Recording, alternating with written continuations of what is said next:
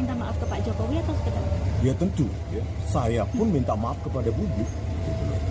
Apalagi kepada pihak terkait seperti Bapak Joko Widodo. Itulah pertanggungjawaban seorang peneliti yang harus independen, yang siap dicerca, dihina dengan narasi-narasi sesuka mereka.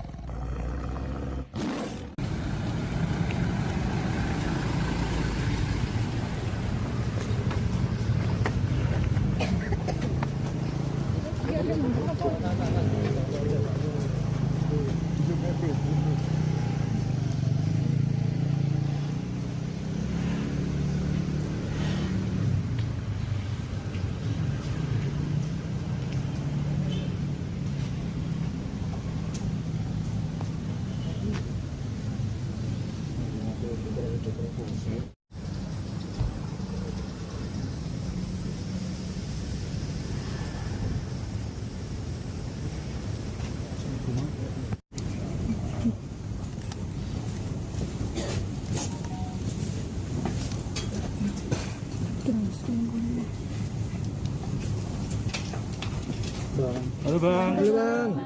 Selamat sore Bang. Terkait kedatangan hari ini ke rumah Pak Jokowi, tujuannya untuk apa? Jadi begini, ya, seperti apa yang menjadi klarifikasi saya dalam 1-2 hari ini, ya, bahwa dalam 2 bulan terakhir saya melanjutkan penelitian saya.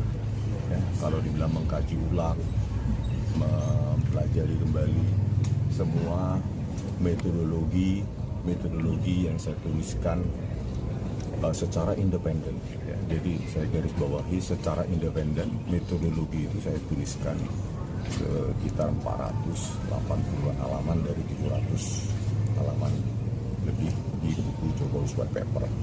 Nah, karena buku tersebut adalah tulisan yang independen, artinya tulisan kami antara Pak Roy dan Pak tidak ada saling kebergantungan, tidak ada saling keterkaitan karena ditulis secara terpisah baik secara geografi maupun analisa. Nah, terkait dengan itu maka saya tentu tetap melanjutkan penelitian saya. Apa yang dilakukan Pak Roy dan Bu Tifa saya tidak tahu ya, karena memang objek kajian saya berbeda. Nah, dalam penelitian lanjutan saya ada temuan-temuan baru yang memang berdasarkan penelitian juga dapat dipertanggungjawabkan secara ilmiah dan secara akademik, bukan dengan narasi yang suka atau tidak suka, dihina atau tidak, dicaci maki atau tidak. Ini murni bisa dipertanggungjawabkan. Apa itu? Ya, pertama saya dapati memang sejak gelar perkara ditunjukkan ijazah analog dari Bapak Joko Widodo, ya. Terus saya kaji lagi apa yang saya amati di situ bahwa ada emboss, ada watermarks, ya. Jadi emboss dan watermarks ini menjadi objek kajian saya dan saya teliti memang tidak ada hologram. Mungkin setelah saya kaji dengan beberapa objek ijazah lainnya di tahun yang sama dari UGM, memang pada saat itu hologram memang tidak dipakai sebagai pengunci atau pengaman dalam sebuah ijazah. Jadi memang yang ada hanya watermarks dan hologram. Ya. Nah, setelah itu yang saya bandingkan dan saya analisa dengan apa yang diupload secara digital di akun X dari saudara Dian Sandi Utama. Nah, di situ ya, saya temukan memang dengan puluhan metode ada watermarks. Gajah Mada, dan terus juga di sebelah kiri bawah itu ada emboss. Ya, sebagai peneliti independen dan bertanggung jawab, tidak bias, tidak ada kaitan dengan afiliasi politik apapun, maka seorang peneliti itu harus bisa menyatakan kesalahannya dan mengkoreksi hasilnya sendiri. Bila peneliti lain tidak mengkoreksinya atau tidak mampu mengkoreksinya, maka sebagai peneliti independen yang bebas terhadap pengaruh siapapun, ya ini saya garis bawahi, pengaruh siapapun hanya berdasarkan objektivitas penelitian dan hasil temuan baru saya nyatakan bahwa memang ada itu watermarks dan emboss yang ada pada dokumen yang diupload Dian Sandi Utama konsisten dengan apa yang saya lihat pada saat gelar perkara khusus.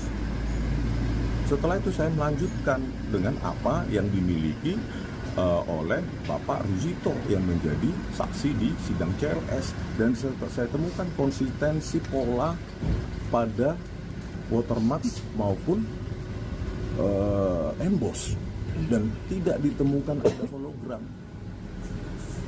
Saya telepon juga, kebetulan saat itu di pengacara saya, di kantor pengacara saya, ya, Bang Jahmada Girsang, itu kami telepon Bang Handika yang menjadi pengacara pada sidang CLS. Saya tanyakan ya Pak, abang juga mendengarkan, Bang, apakah benar ada hologram di ijazah yang diupload oleh Dian Sandi, yang ditunjukkan pada menjadi bukti pada sidang CLS?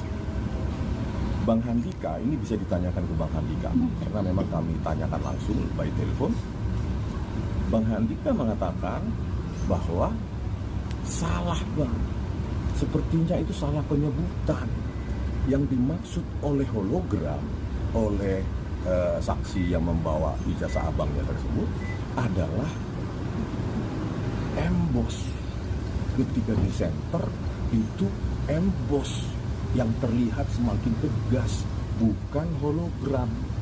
Nah dari sini fitur-fitur yang tadi disebutkan tadi itu membuat saya meyakini temuan baru saya tersebut, bahwa tidak ada kejanggalan terhadap keaslian dari ijazah Pak Jokowi, baik yang diupload Dian Sandi Utama maupun yang digelar perkara khusus. Percayalah, tapi bagi yang nggak percaya juga bebas.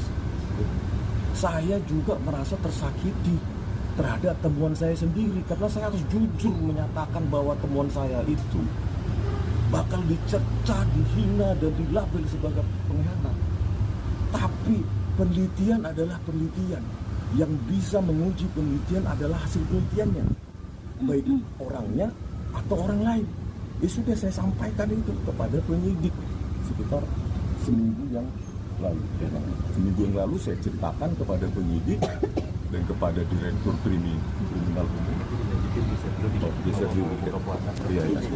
Artinya menegaskan bahwa dari hasil penelitian itu mengakui bahwa ijazah Pak Jokowi asli. Bentar ya. Yang harusnya dijawab dengan metodologi, bukan secara narasi bahwa itu palsu, itu asli. Secara metodologi itu harus dijawab dan itu harus objektif. Artinya dari Bang Rismon sendiri seperti apa? Ya itu temuan saya, baru saya, tidak ada kejanggalan terhadap manipulasi digital yang saya simpulkan pada buku Jokowi White Paper. Artinya apa? Keasliannya terjaga, dan itu bahkan melukai saya sebagai peneliti juga. Tetapi truth sometimes hurts. Kebenaran itu kadang-kadang menyakitkan. Itulah yang saya ungkapkan kepada penyidik maupun kepada Direktur Reskrimum. Bukan karena ketakutan, tapi karena pengujian yang bisa dipertanggungjawabkan. Dan bagi siapapun, baik Pak Roy misalnya dan lainnya yang saya pandang sebagai sahabat saya, itu bisa saya demonstrasikan kepada beliau baik secara privat maupun secara publik. Semua harus kita pertanggungjawabkan. Tanpa harus ada narasi, harusnya ada menjadi kita katakan tidak ada. Harusnya konsisten menjadi tidak konsisten. Nah, penelitian yang panjang ini, yang berkelanjutan, yang harusnya ongoing, itu harus secara jelas kita nyatakan secara objektif. Penegasan kembali berarti kedatangan ke sini untuk minta maaf ke Pak Jokowi atau sekedar? Ya tentu, ya. Saya pun minta maaf kepada publik, gitu loh. Apalagi kepada pihak terkait seperti Bapak Joko Widodo.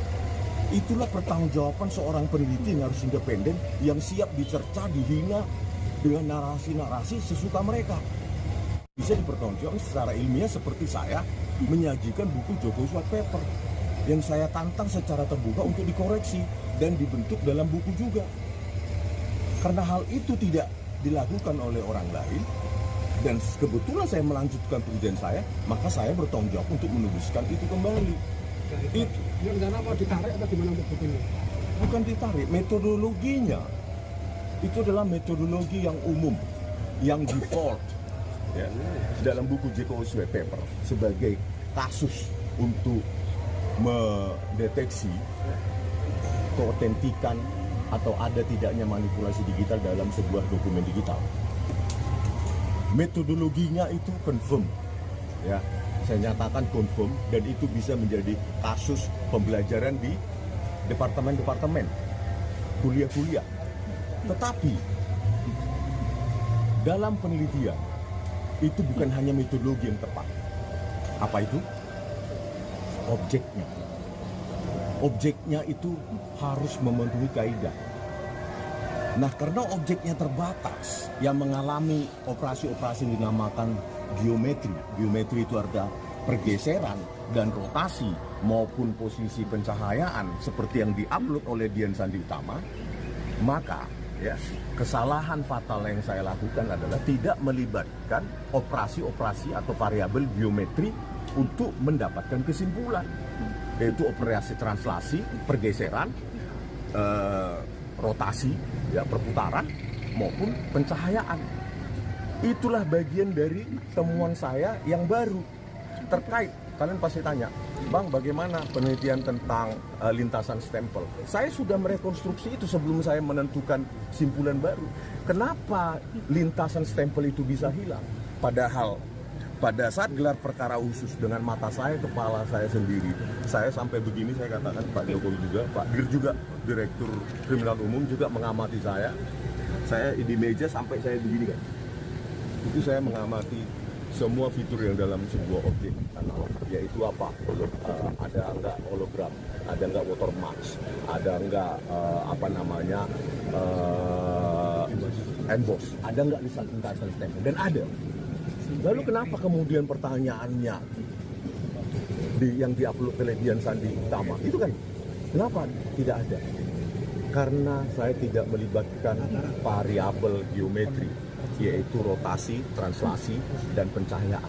Ketika saya rekonstruksi dengan variabel rotasi atau translasi tertentu, ya, dengan pencahayaan posisi tertentu, maka ya, warna-warna dalam objek-objek tertentu itu bisa diseping. Oke. Terima kasih. Dari Pak Jokowi tadi seperti apa? Mana Pak? Pengacara saya lah kalau gitu ya. Sebentar, geser Bapak. Penegasan aja Pak, berarti Selain saya responnya beberapa menit sebelum saya, karena saya menyusun makanan yang kita bawa secara adat kita dan batak ya. Kebetulan saya tahu persis. Nah, tadi pertemuan tadi adalah bersahabat. Memang itu tujuan kita, dan tujuannya adalah tentu menyelesaikan perkara ini, khususnya risiko dengan Pak Jokowi atas laporan Pak Jokowi 30 April tahun lalu. Nah, apa syarat-syaratnya? Oleh sebab itu saya hadir untuk menjelaskan itu. Sebenarnya semua udah jelas ya, cuma apa sih syarat untuk mekanisme retroaktif justice? Harus ada saling maaf-maafan. Jadi tentu itu tadi kita sampaikan, dan kita sudah konsepin juga secara tertulis. Cuman itu barangkali akan dilanjutkan kembali hanya untuk administrasinya. Jadi kalau tadi pertanyaan dari rekan jurnalis, ya cukup bersahabat. Ya, kita juga ada ketawa di dalam, apalagi menjelang puasa seperti ini kan. Ya, ada benar-benar seperti yang kita harapkan, seperti yang kita juga sebelumnya kita diterima secara pribadi oleh Jokowi. Ya, oke. Siap. Siap, Pak. Nama lengkap, Pak. Nama lengkap kita tadi. Siapa? Nama lengkapnya. Nanya sik. Mari. Nama lengkap saya istilah namanya tidak jauh dari Gajah Mada. Ya, Jahmada Girsang. bahwa Sebagai kuasa kami hukum, menganggap Pak Jokowi sebagai orang kuasa hukum terhormat berarti. dan ada perdamaian. Kanan kiri sedikit. Lah.